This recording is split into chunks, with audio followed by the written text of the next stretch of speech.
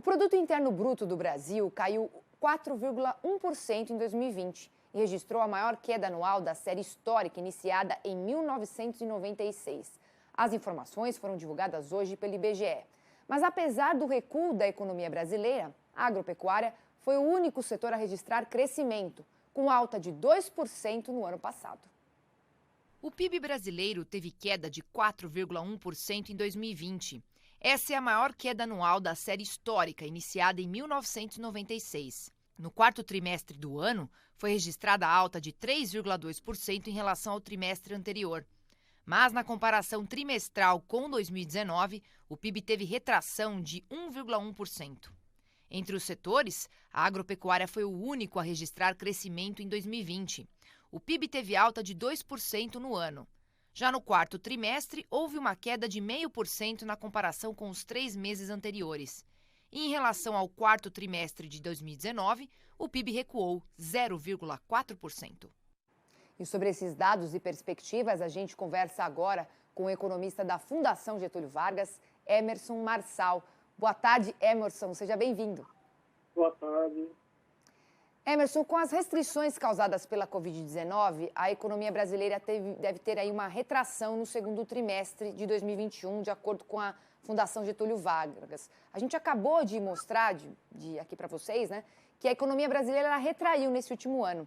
Essa queda é uma consequência exclusivamente da pandemia?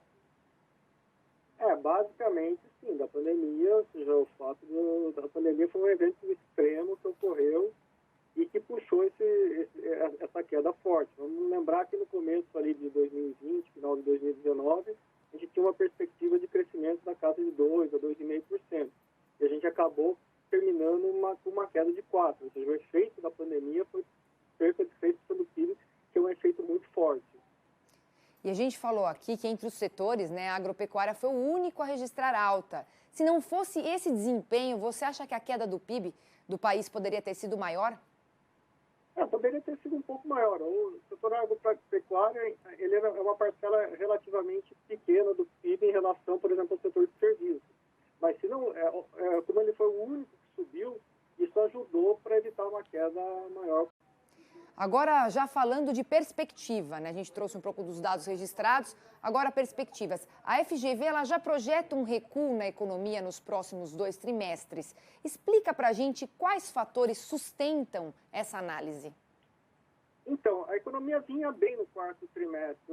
O resultado do quarto trimestre, se a gente olhasse e não soubesse o que aconteceu depois, seria um número bem bom. O consumo das famílias subiu, a formação bruta de capital subiu, mas o que aconteceu foi que agora há um recrudescimento da pandemia e há problemas que têm que ser resolvidos. Por exemplo, o orçamento ainda não foi votado, você tem questões importantes tendo que ser discutidas no Congresso.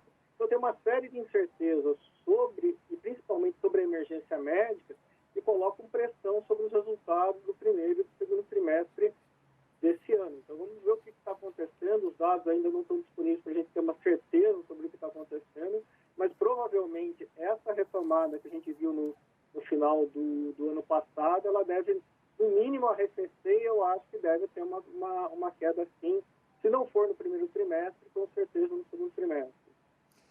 Você acha que as restrições estão aumentando em algumas regiões? A gente tem trazido isso, mas também temos o avanço da vacinação aqui no Brasil. Temos estes 2 cenários. Você pode dar um pouco mais, essa situação pode dar um pouco mais força para a economia brasileira ao longo do ano, com a vacinação?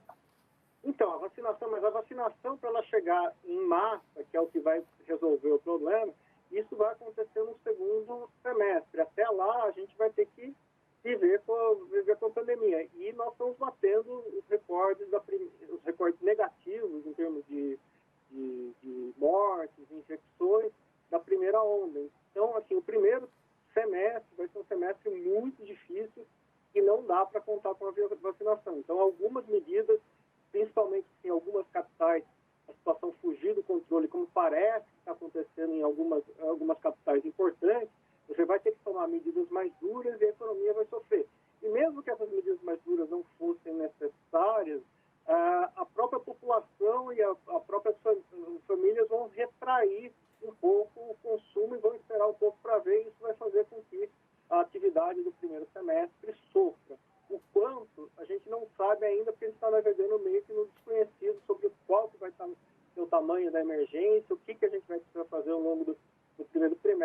mas é um desafio que está aí e com certeza vai atrapalhar o resultado do primeiro semestre, com toda certeza. Tá certo. Então, no segundo semestre, um cenário que mostra um horizonte mais positivo. E como que você enxerga o papel do agro na retomada econômica do Brasil? O setor do agronegócio é um setor que, quando você tem uma crise, ele não sofre tanto, e quando você tem uma recuperação, ele também não sofre tanto. Então, ele é um setor relativamente estável em relação ao resto da economia. Então, ele vai continuar ajudando e as pessoas vão continuar consumindo os bens do agronegócio, que são bens importantes. Então, é o setor que vai provavelmente sofrer menos por conta do que vem por aí, mas todo mundo vai acabar, de alguma forma, sendo afetado pelo que vem por aí. Tá certo, Emerson Marçal, economista da Fundação Getúlio Vargas. Agradeço o seu tempo conosco, uma ótima tarde. Tá, muito obrigado. Boa tarde.